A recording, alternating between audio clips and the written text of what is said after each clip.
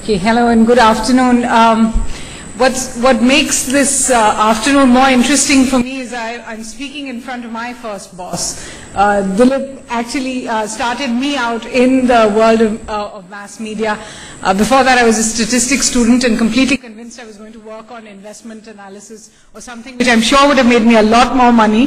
But I have to tell both you and my first boss, no regrets about having joined the world of communication, because I do think, as Pankaj said, that the rewards in communication ensure that even 20 years down the line you will wake up, you will read a newspaper and you'll say, thank God I'm in this business and in no other. So really, to all of you who are looking forward to a career in mass media, I can say you couldn't have made a better choice. Perhaps you couldn't have made a better choice, but it does come at a bad time. There is a sense in the market today, which most of you would be aware of, that the media business is hunkering down, that we are looking at a media business that hasn't grown, even though the economy seems to have come out of whatever roadblocks and what it was stuck in for the last couple of years. The media business itself is not seeing that kind of growth. I can assure you, I think that is really the good news in all of this, because there is a sense in a lot of us that journalists, for example, are generalists, that the people who can't get into other professions for some reason can always do journalism, because of course we can read and write, right? And what does it take to put on a bit of makeup and get in front of a television camera? But I think the good news of the last few years of people looking much more closely at the people they hire is that it is only people who really want to be in this profession. And I'm not just talking about journalism here, but also about PR, also about mass communication, also about advertising and all the rest, that people are taking a much closer look at the quality of the candidate who's coming in. So most of you, I think all of you who have made it to a college as prestigious as Amity, have a head start in that sense. You're not just walking into a sea of people also applying. I always have this joke with kids who join our company and come to me after a few days and want to know what the future will hold. How long do I have to stick around? I can tell you, you'd asked me to say a bit about myself. I can tell you I started out not reporting. I started out below the iceberg and was there for a good 7 to 8 years before I actually appeared in front of television. Now that would be considered ridiculous today. If I tell somebody who's joining my company that, you know what, you need to consolidate, you need to learn your writing skills, you need to work with seniors, and do that for about 7 to 8 years before I can put you in front of a camera, they just look at me like I was stark raving mad. So instead, when kids come up to me and say, ma'am, I really want to read the news, I start by saying, but of course you must read the news. You must read at least 6 to 8 newspapers a day. You must read about 8 to 10 magazines a week.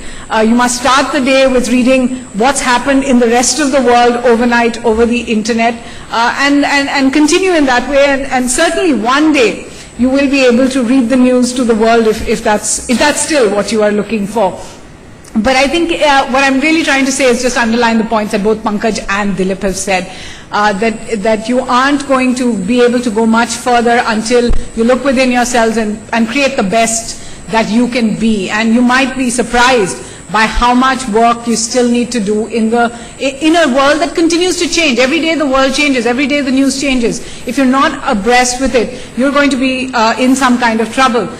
For example, when I joined the profession, I joined television straight away. I didn't do the normal route of print to television. And it used to really annoy me that print guys had it so easy. You'd go to Kashmir or you'd go to some other part of the country to do a report. You'd finish shooting your report all day. You'd finish your interviews. You'd come home.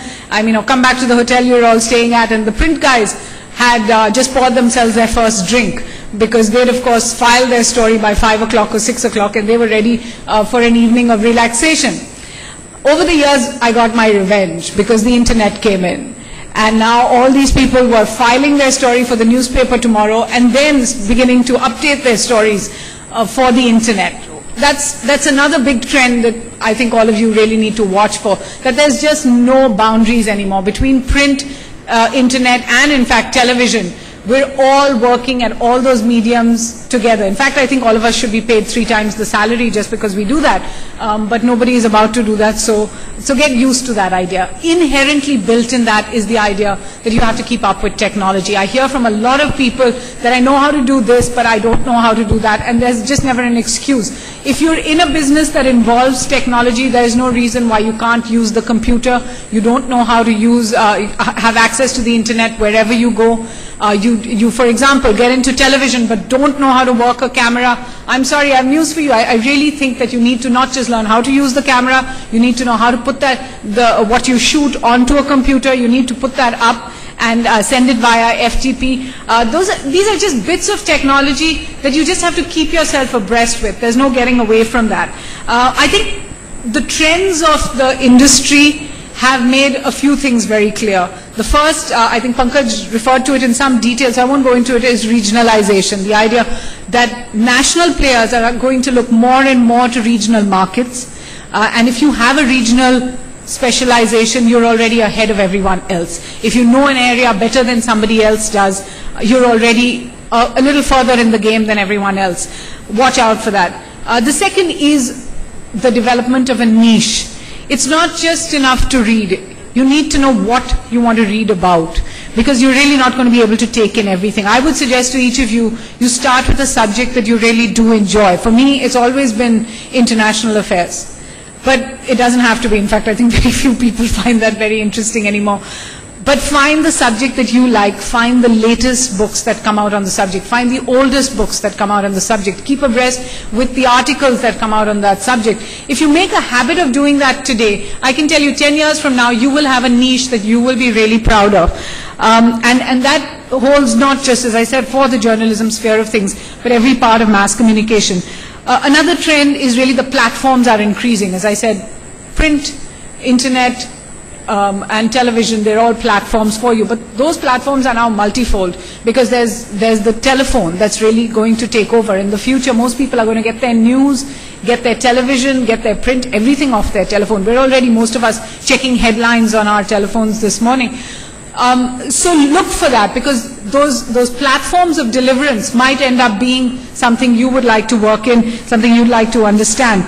And finally, what we really are looking at is an era of consolidation. That consolidation that is a feared word really in the industry will also mean good things, will also mean maybe a revival of old values. Maybe the larger the corporation, the more they're able to, take in people and use them as we would in the past, give people different niches, give them different specializations and allow them to grow in that sense.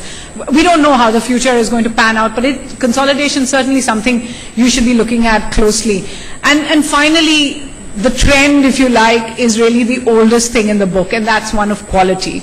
Being the best that you can be, giving a job everything you can possibly give it.